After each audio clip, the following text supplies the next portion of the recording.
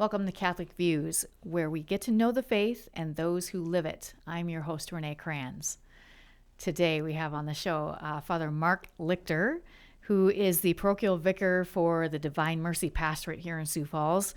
We had him come in to talk about life, as in the life issues, and how as a priest he handles talking about those, and what kind of things he has seen as a priest as people deal with some of those issues. So I hope you'll stick around and join us for that interview. First, I have Dr. Chris Bergwald here, who gave me a little look as I gave the new intro for Catholic Views. We did a little revamp.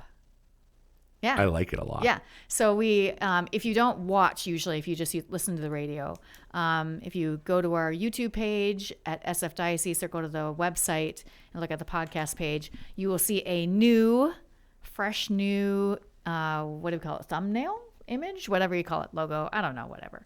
We redesigned it and decided we should figure out what in the world Catholic Views is. So we did our best. Where we get to know where we get to know the faith and those who live it. I really like that. It was because it's really kind of like we refer to it as a crock pot of stuff. Yeah. So great. Congratulations. Hey, thanks. What do you got for us today? I don't think you actually said it. I think I said Biblical Bites with Dr. B, didn't I? Okay, Biblical Bites with Dr. B is now. Go. So 24th week in Ordinary Time, Year B, so that means Mark's Gospel. This is Mark 8:27 and following.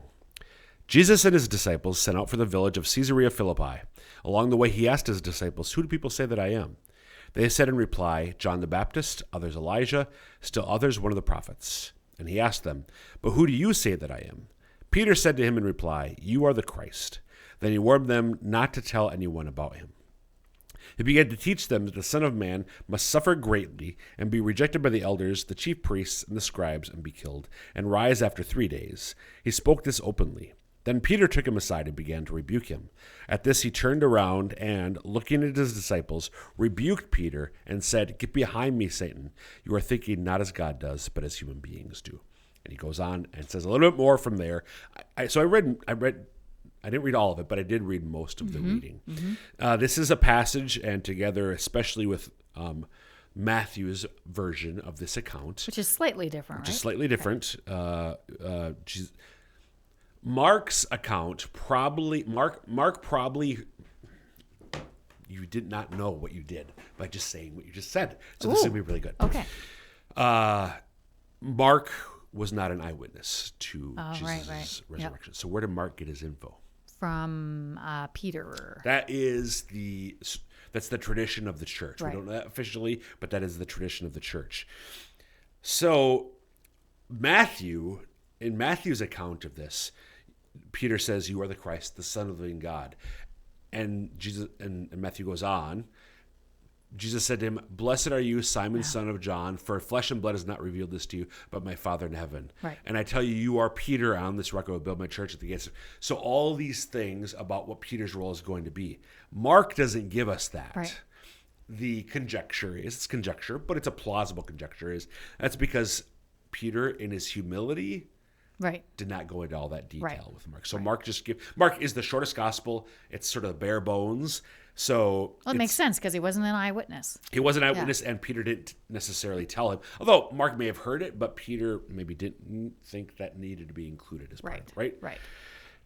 So we heard this many times. This, though, is the thing that I want to emphasize. Peter said to him in reply, "You are the Christ." Then he warned them not to tell anyone about him. He began to teach them that the Son of Man must suffer greatly. I know you know the answer to this question. Okay. Who are these people? Peter said to him, "You are the Christ." Catholics, we hear that all the time.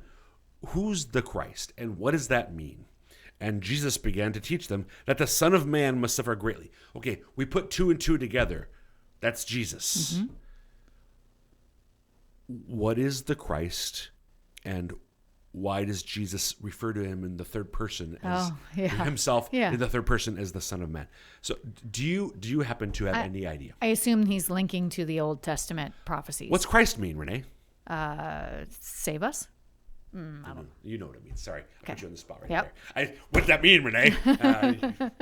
Messiah. Oh yeah. So it's rendered into English. So Christos, which is Hebrew, it means Messiah.